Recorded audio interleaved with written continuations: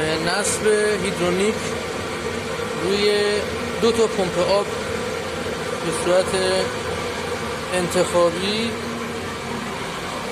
روشن میشن. 2 تا پمپ آب، یکی اینه و یکی اینه.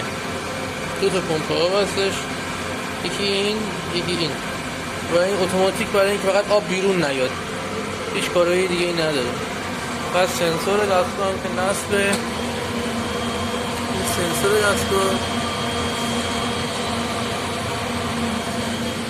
و این هم که خود دستگاه و توسط کنتاکتور این پمپ‌ها کنترل میشن، روشن میشن و یه سویچ هم هست اینجا که انتخاب میکنه که کدوم پمپ روشن باشه، پمپ 1 روشن باشه یا پمپ 2 که چرخشی هستش.